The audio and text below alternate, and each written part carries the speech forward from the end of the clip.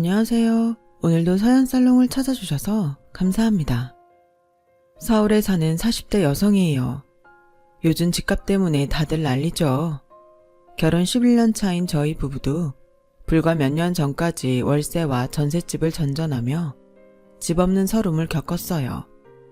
그러다 2년 전 30년 된 빌라를 구입해서 드디어 이사 걱정 없이 내 집 마련에 성공해 살고 있답니다.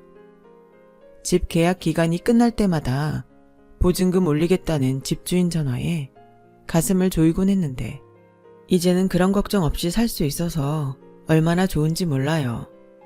비록 30년이나 된 낡은 집이지만 리모델링을 싹 해놓으니 새 아파트가 부럽지 않을 정도로 훌륭해요. 40 넘어 고작 빌라 하나 구입한 게 뭐 그리 자랑이냐고 할지 모르겠지만 이 집을 마련하기까지 저와 남편은 부단히 노력해야 했어요. 다름 아닌 저희 시아버지 때문에요. 솔직히 저희 부부의 월급이면 훨씬 이전에 내 집 마련을 할 수 있었지만 시아버지가 툭 하면 사고를 치셔서 적게는 수백, 많게는 1000만원가량 돈을 까먹느라 어쩔 수 없었어요. 그나마 이제라도 이런 집을 살 수 있었던 건 시어머니 덕분이에요. 저희 시어머니는 독불장군 남편과 반세기 가까이 살아오시면서 정말 산전수전 다 겪으셨어요.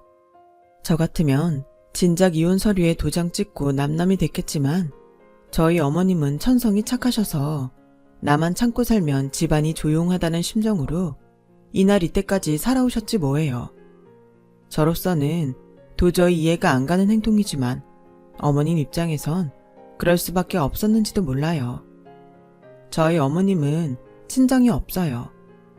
태어날 때부터 부모가 없는 사람이 어딨겠냐마는 적어도 어머님의 경우는 그랬어요. 전후 세대인 어머님은 어떤 이유에선지 태어나자마자 교회 앞에 버려졌대요.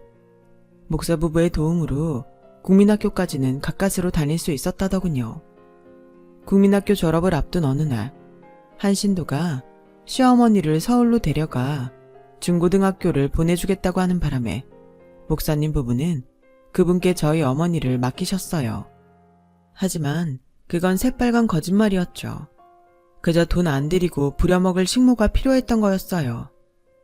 비록 가난했지만 목사님 부부의 사랑을 받고 살았던 시어머니는 하루아침에 변해버린 자신의 인생에 암담했지만 그렇다고 다시 목사님 댁에 돌아갈 수는 없었다더군요. 당시 목사님 댁에는 저희 어머님 말고도 보살펴야 할 아이들이 많아서 가난에 시달리고 있었으니까요. 자신을 키워주신 분들께 끝까지 짐이 되고 싶지는 않았던 거예요. 그래서 맛있는 것도 잘 먹고 학교도 잘 다니고 있다고 거짓 편지를 보냈죠. 나만 참으면 된다는 시어머니의 마인드는 불우했던 환경 때문에 형성된 게 아닐까 생각해요. 그리고 그런 생각은 나이가 들어서도 굳은 살처럼 박혀버린 거고요. 반면 시아버지는 세상에 둘도 없는 독불장군 타입이셨어요. 오랜 세월 직업군인으로 살아오신 분이라 집에서도 밖에서도 무조건 명령조로 말씀하셨죠. 심지어 상견례 때 저희 부모님한테도 마치 부하한테 명령하듯 했다니까요. 그뿐인 줄 아세요? 예비 며느리랑 예비 사돈 앞에서 어찌나 시어머니한테 윽박지르고 호통치시던지 보고 있는 사람이 더 불편해서 고개를 못 들 정도였어요. 그날 집에 돌아오자마자 엄마가 바로 그러시더군요. 네 시아버지는 어쩜 사람이 그러니? 아니, 와이프가 자기 집 종이라도 된다고 생각하는 거니 뭐니? 자기가 부리는 종이라도 그래. 어떻게 남들 앞에서 그렇게 대하니? 자식은 부모 닮는다고 오늘 보니 우리가 박서방한테 속고 있는 게 아닌가 걱정되더라. 그렇잖아. 집에서 늘 자기 아빠가 엄마한테 함부로 하는 걸 보고 자란 사람인데 너한테는 잘하겠냐고. 그 밥에 그 나물이지. 엄마, 그런 걱정이라면 안 해도 돼. 그리고 자기 아빠 그러는 거에 질려서 나한테 끔찍하게 잘하니까 반면교사란 말도 있잖아. 말은 그렇게 했지만 솔직히 저도 걱정이 안 됐던 건 아니에요. 당시만 해도 아직 남편과 살아본 건 아니었으니까요. 저희 아빠는 저희 엄마라면 꾸벅하는 애처가라서 엄마는 그런 모습이 더욱 충격적이었을 거예요. 그렇게 불안불안한 상견례를 마치고 본격적으로 결혼 준비에 들어갔어요. 예상대로 혼수며 예단은 시아버지가 직접 나서서 진두지휘하셨어요. 솔직히 부모님들께 손벌려 결혼할 생각도 없었지만 그래도 자식 혼사에 돈 한 푼 안 보태주시면서 참견만 하시니 좀 얄밉다는 생각이 들더군요. 자고로 집은 깔끔한 게 최고다. 각이 딱딱 떨어져야 마음도 안정되고 청소하기도 쉬운 법이니까. 그렇게 해서 아버님이 골라준 가구는 누가 봐도 사무실용 같은 각지고 색상 단촐한 것들이었어요. 정말 제가 딱 싫어하는 것들이었죠. 그래서 가구나 전자제품은 사용하는 사람들 마음에 드는 게 좋지 않겠냐고 조심스럽게 말씀드렸더니 글쎄 버럭 소리를 치시면서 지금 제 언사는 하극상이나 진배 없다시며 난 내 집에서 내 말에 거역하는 꼴은 절대로 못 본다. 세아가 그건 너도 예외가 아니야. 절이 싫으면 중이 나가면 되는 법. 내 뜻에 못 따르겠다면 지금이라도 이 결혼 없던 일로 하자. 아니, 제가 뭘 그렇게 잘못한 건가요? 제 돈 주고 제가 살 집 꾸미는데 왜 아버님 뜻에 따라야 하는 거죠? 남편은 아버님과 저 사이에서 난처한 표정으로 서로를 말렸지만 저도 그날은 너무 화가 나고 분해서 끝까지 고집을 꺾지 않았어요. 집에 돌아와 부모님께 그 얘기를 했더니 저희 엄마도 더는 못 참겠다며 시댁에 전화를 했어요. 그리고는 시아버지와 1시간이 넘도록 피 튀기는 설전을 벌이셨죠. 결과는 반의 승리와 반의 패배였어요. 일단 가구와 가전 살림은 제가 원하는 디자인으로 하게 되었고 대신 배치는 최대한 각이 살도록 정리된 형태로 배치를 하게 되었거든요. 그런데요, 이게 이렇게 싸울 일인가요? 뭘 어떻게 놓고 살든 그건 그 집에 사는 사람 마음인데 도대체 왜 이렇게 사람을 피곤하게 하는 건지 참. 아무튼 그 일로 인해 시아버지는 저희 엄마가 만만치 않은 사람이란 걸 알게 되신 것 같아요. 평생 당신 말에 고분고분하기만 했던 여자와 살아오셨으니 아버님 딴엔 꽤 충격이었던 거죠. 언젠가 흘리는 말처럼 그러시더군요. 살다 내가 말싸움으로 여자한테 져보긴 처음이다. 어쨌거나 저쨌거나 이후로 아버님은 저희 집 살림에 더는 관여 안 하셨어요. 하지만 그 외의 일에는 여전히 당신이 모든 걸 컨트롤하려고 드셨죠. 반전셋집에서 신혼살림을 차렸던 저희 부부는 결혼 2년 차에 드디어 첫 애를 가지게 되었어요. 당시 살던 집은 아이가 태어나면 좀 좁을 것 같아서 무리가 되더라도 집을 살까 고민 중이었죠. 그랬더니 아버님이 그러시는 거예요.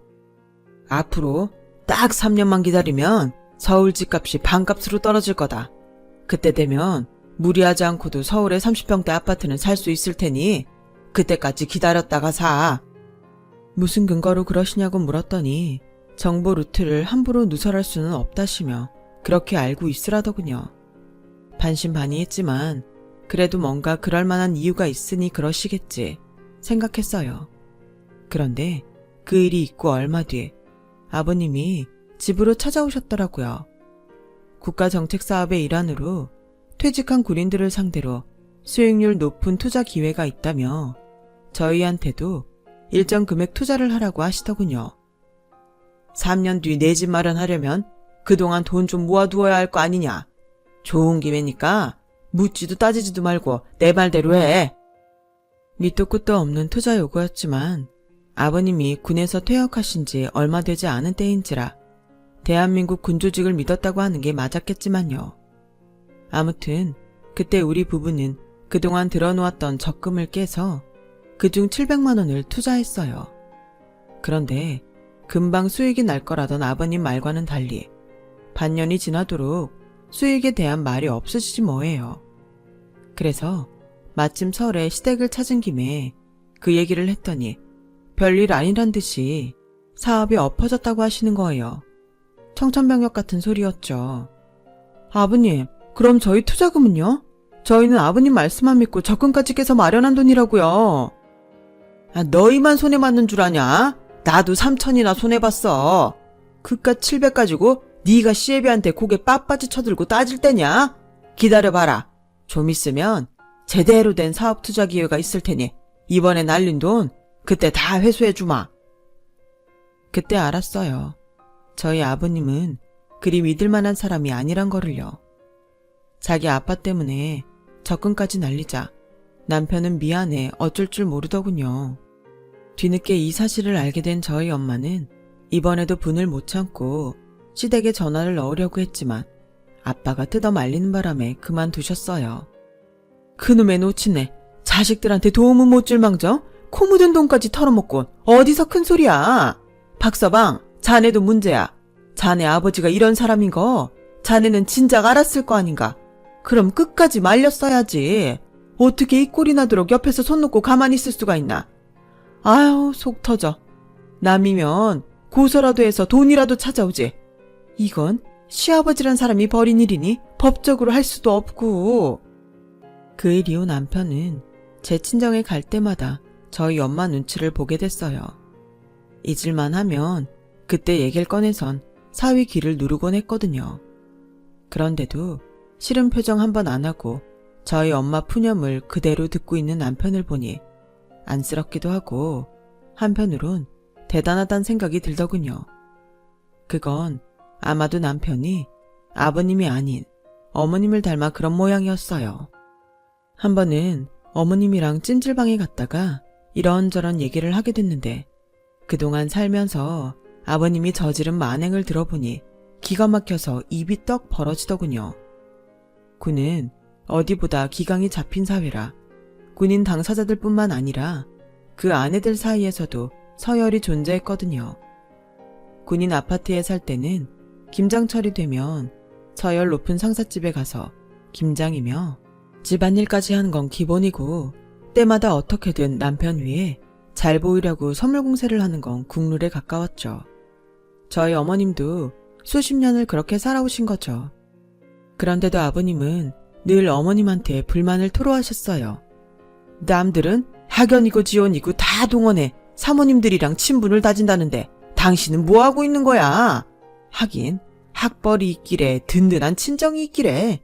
그러니 여자들 모임에도 못 끼고 빌빌거리지. 이래서야 내가 별이나 달 수 있겠어? 아버지만 아니면 너 같은 거랑 결혼할 일은 없었는데. 꼴 보기 싫으니까 한동안 내 눈에 띄지 마. 매번 진급 대상에서 빠질 때면 아버님은 모든 죄를 어머님 탓으로 돌리곤 핍박을 했더라고요. 정작 아버님 성격 때문에 군에서도 인정 못 받았다는 건 감춘 채 말이죠. 시어머니는 이미 부인들 뒷얘기를 통해 군에서 남편의 평판이 좋지 않다는 걸 알고 있었지만 당사자인 남편 마음이야 오죽할까 싶어 내내 입을 다무셨다고 하더군요. 그 후로 몇몇 불미스러운 사건에 연루된 아버님은 반강제로 군생활을 그만두게 되셨어요. 대개는 그 정도 군생활을 했으면 명예직이라도 의뢰가 들어오기 마련인데 아버님한테는 그런 자리조차 들어오지 않았어요. 이게 다 당신이 내조를 잘못해서 그런 거야. 윗사람이 앞에서야 떵떵거리지. 실상 그 사람들 좌지우지하는 건 다 안주인들 아냐? 그런데 오죽 당신이 처신을 잘못했으면 연줄 하나 없이 내가 이러고 있냐고. 그저 집구석에서 내 돈으로 먹고 살 생각만 하고 있으니 저런 건 귀신이 안 잡아가고 뭐하나 모르겠단 말이야. 저희가 결혼하고 다음에 군복을 벗은 아버님은 그날부터 시어머니를 들들 볶기 시작하셨어요. 그리고 일련의 사건들을 비롯해 몇 번의 사기로 퇴직금까지 다 까먹고 급기야 어머님께 돈 벌어오라 닥달을 하기에 이르렀죠. 남편 구박을 견딜 수 없었던 어머님은 결국 식당에 나가 설거지를 하셨어요. 모은 고대도 당신 손으로 돈을 버니 남편 앞에서 떳떳할 수 있어 좋다고 하시더군요. 그런 어머님을 볼 때마다 같은 여자로서 어머님 인생이 불쌍해 미치겠더라고요. 그래서 아버님 몰래 종종 어머님 오시며 화장품을 사다 드리곤 했는데 그걸 알게 된 아버님이 제가 드린 선물을 몽땅 들고 와서는 이딴 거 필요 없으니 당신 앞으로 용돈이나 보내라고 하시더군요. 넌 식당 설거지하는 네 시애미는 애처롭고 평생 흙바닥에서 구르며 돈 벌어댄 이 시애미는 안 애처롭냐? 네 남편 이날 이때까지 먹이고 키운 사람이 누구더냐? 나다 나. 그러니 앞으로 매달 50만 원씩 내 통장으로 보내라. 그간 키워준 돈 받아야겠다. 저를 통해 그 얘기를 전해 들은 저희 엄마도 이번엔 어쩔 수 없었어요. 부모가 자식 키워준 값 내놓으라는데 저희 엄마라도 별 수 있겠어요? 돈독오른 노인네가 노망이란 소리만 할 뿐 어쩔 수 없었죠. 그렇게 아버님은 매달 저희한테 용돈을 받아 챙기셨어요. 그리고 그 돈은 고스란히 아버님 유흥비로 들어갔고요. 어머님이 돈도 벌겠다. 아버님 앞으로 연금도 나오겠다. 아들 내외한테 강제로 용돈까지 받으니 어지간한 직장인보다 벌이가 더 좋은 편이었죠. 그런데도 툭 하면 사업한다 뭐한다 사고를 치시는 바람에 어머님은 그 돈 갚느라 일을 늘려야 할 판이었어요. 저희들 역시 한 해 걸러 한 번씩은 아버님이 사고를 치시는 바람에 목돈 만든 걸 고스란히 뺏기곤 했고요. 그런데도 미안한 줄은 모르고 당신 환갑이라고 해외여행을 보내달라고 하시지 뭐예요. 저희는 당연히 어머님이랑 함께 여행 가시는 줄 알았는데 알고 보니 아버님 단골 찻집 마담을 데리고 여행을 가셨더라고요. 애초에 여행사에 맡기면 된다고 돈만 달라시는 걸 의심했어야 했는데 바쁘단 핑계로 그러지 못한 잘못이죠. 하긴 어머님이 아버님과 함께 여행을 가신들 즐겁기나 하겠어요. 차라리 여행 가 있는 동안 남편 없이 집에서 혼자 보내시는 게 낫죠. 그래서 더는 말 안 했네요. 시간은 흘러 저희 아들이 고3이 됐고 그 해는 마침 어머님 환갑을 맞는 해이기도 했어요. 수시로 대학에 합격한 아들 녀석은 제 학비라도 벌겠다며 틈틈이 알바를 했고 그렇게 번 돈 중 일부를 가지고 환갑 기념으로 친할머니와 제주도 여행을 다녀오겠다고 하더군요. 기특한 손주의 마음에 어머니께서 눈물을 글썽이셨죠. 하지만 이런 꼴을 그냥 두고 보실 아버님이 아니었어요. 밥숟가락 놓곤 손주한테 그러더군요. 그럴 돈 있으면 이 할애비 용돈이나 줘봐라. 네 놈이 잘나서 수시에 붙은 줄 아나 본데 절대 아니다. 그게 다 똑똑한 이 할애비 머리를 닮아 그런 거니까 좋은 DNA 물려준 할애비한테 은혜 갚는다 생각하고 여행비 모아둔 거 일이네. 하다 손주 코 묻은 돈까지 털어먹으려 들자 어머님이 이번엔 못 참겠다시며 한 소리 하셨어요. 손주 대학 등록금은 못 대줄 망정 기껏 힘들게 아르바이트해서 번 돈까지 뺏어가려고 하슈? 어림도 없어요. 10원 한 장이라도 기훈이 돈 뺏었다간 앞으로 나도 당신한테 돈 안 갖다 줄 거요. 어쩌시겠어요? 손주 돈이에요. 내가 번 돈이에요. 그제야 아버님은 꼬리를 내리곤 다시 밥숟가락을 드셨어요. 결국 환갑 맞은 할머니를 모시고 제주도 여행을 떠나겠다던 제 아들의 계획은 수포로 돌아갔어요. 아버님께서 손주한테 돈 달란 말은 안 하겠지만 당신 아내를 데리고 여행 가는 건 절대 안 된다고 고집을 부리셨거든요.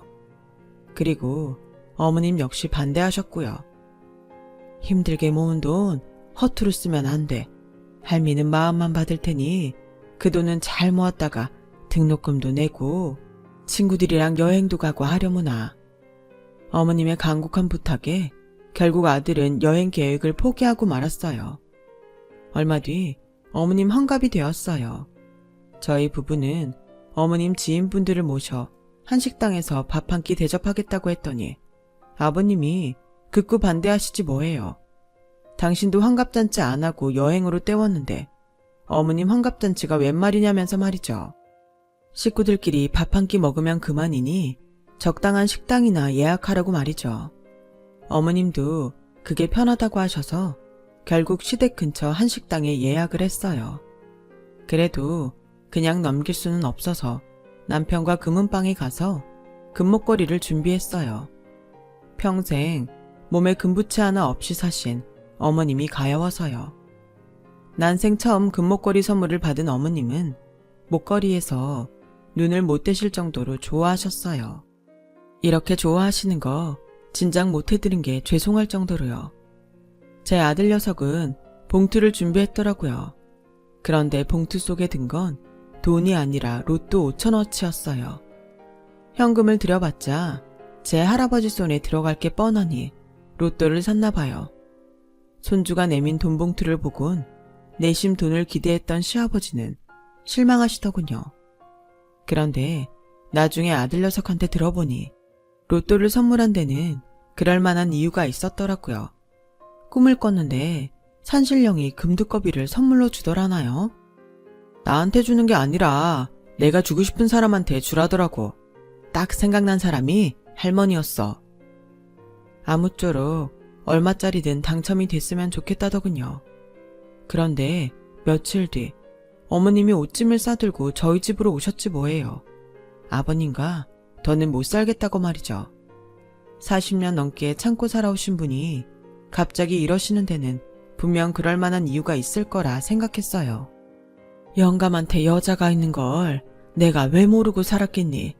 시아버지께서 반강제로 나랑 그 양반을 결혼시킨 거라 나를 탐탁치 않게 생각하는 거 이해하고 살았다. 여자 문제 있을 때마다 모른 척 눈 감아준 것도 한두 번이 아니다. 그런데 이번에 못 참겠더라. 사건의 발단은 얼마 전 저희가 선물로 해드린 목걸이였어요. 어머님은 그걸 애지중지하시며 케이스에 담아 서랍에 넣어두셨는데 아버님이 그걸 훔쳐다 다른 여자한테 가져다 주신 거예요. 참다 못한 어머님이 당장 가서 가져오라고 했더니 대뜸 이혼하자고 그러더래요. 죽기 전에 당신 마음에 드는 여자랑 살아보고 죽고 싶다면서요. 그래서 목걸이 찾아다 주면 당장 이혼해주겠다고 했더니 그 말이 떨어지기가 무섭게 목걸이를 찾아다 주더라는 거죠. 결국 그날 어머님은 아버님 닭달에 이혼 서류에 도장을 찍고 만 거예요. 어머님이 위자료 얘기를 꺼내자 아버님은 안면몰수하시곤 당신이 군생활하며 번 돈인데 너한테 무슨 권리가 있냐며 꼴보기 싫으니 당장 나가라고 하더래요. 내가 멍청했지. 도장 찍기 전에 위자료 문제를 끝냈어야 했는데 그래도 40년 넘게 살부비고 산 사람이 이렇게 매정할 줄은 몰랐다. 어머님은 며느리 보기 창피하다시며 눈물을 훔치셨어요. 그래서 소송을 걸면 아버님한테 위자료도 받을 수 있고 상간녀한테 따로 위자료도 받을 수 있다고 말씀드렸어요. 그 말을 들은 어머님은 이제야 한시름 놓으셨죠. 그날 밤 남편은 아버님께 전화해 설득을 했어요. 늦음하게 무슨 부귀 영화를 누리겠다고 이혼을 하시냐 따졌더니 당신은 지금껏 단 한순간도 어머님을 사랑한 적이 없다고 하셨다네요. 그래서 소송 얘기를 했더니 5천만 원을 주겠다고 하셨어요. 당장 가진 거라곤 집 하나뿐인데 내놓는다고 언제 팔릴지 모르니 일단 주변에 빌려서 주겠다고요. 나중에 알고 보니 아버님 내연녀가 그 돈을 빌려주었던 모양이더라고요. 그래서 단돈 5천을 받고 어머님은 이혼을 하셨어요. 당장 지낼 곳이 없어서 저희가 모시기로 했고요. 그런데 어머님이 다 큰 손주랑 한 방을 쓰시려니 많이 미안하셨던 모양이에요. 그래서 월세방이라도 구해 나가신다고 그러지 뭐예요. 그래서 그럴 거 없이 저희 전세금에 어머님 돈 5천을 합해 더 큰 집으로 이사를 하기로 했어요. 그렇게 해서 구한 집이 바로 30년 된 빌라였죠. 가진 돈이 얼마 안 돼서 남편과 발품을 팔아가며 자재를 알아보고 우리 손으로 할 수 있는 건 셀프로 해서 인건비를 줄였어요. 그렇게 리모델링을 해서 재작년에 이 집으로 이사를 했어요. 그런데 이사하고 얼마 안 돼 생각지도 못한 일이 일어났지 뭐예요. 몇 달 전 아들 녀석이 어머님께 드렸던 복권이 당첨된 거예요. 1등으로요. 세금을 제하고도 10억이 넘었어요. 이런 일은 듣기만 했지 제 주변에서 벌어질 일이라고는 상상도 못했죠. 하지만 어머님은 담담하시더라고요. 손주가 사준 거니까 손주 돈이라고 하시고 아들 녀석은 애초에 할머니 선물로 사드린 거니 할머니 몫이라고 한사코 거절을 했어요. 결론이 안 나자 어머님은 4등분으로 나눠서 가지자고 하시더군요.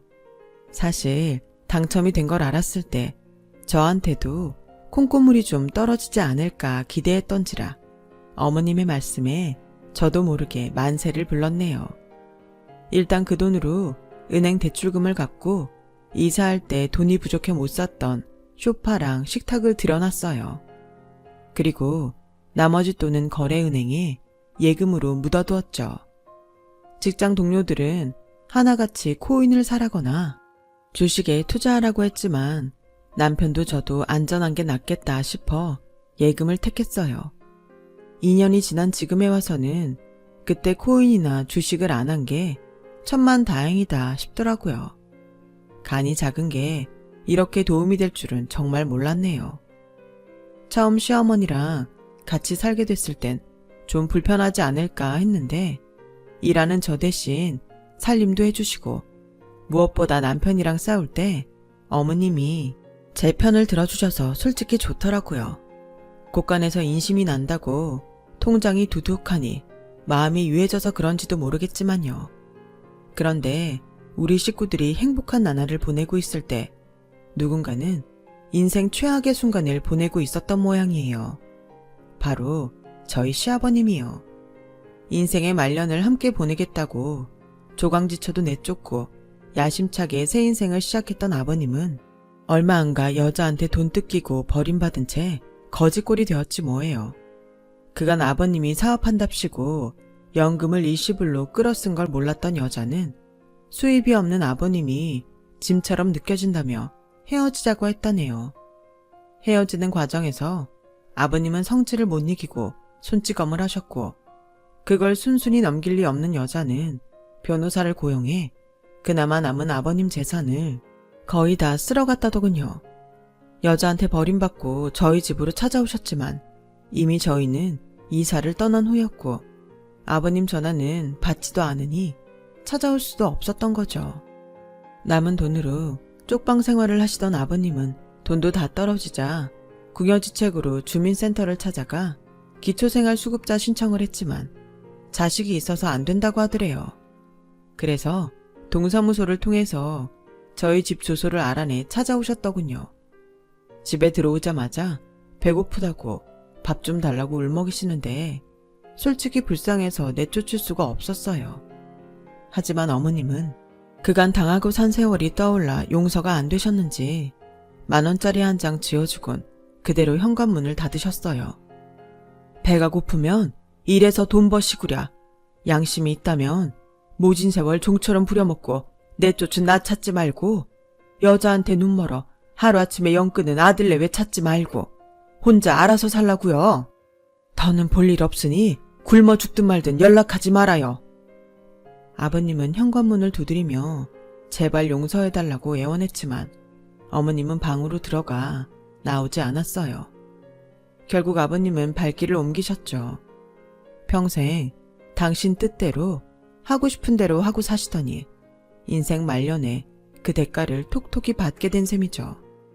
이래서 인생은 주변 사람을 챙기면서 살아야 하는 모양입니다.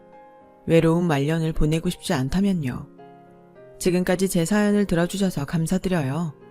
곁에 있어 든든하고 행복한 가족과 건강하고 행복하게 즐겁게 살아가시길 바랍니다. 여러분, 사연 댓글에 응원과 현명한 조언 부탁드려요. 좋아요와 구독은 저에게 큰 힘이 됩니다. 오늘도 좋은 일 가득하세요.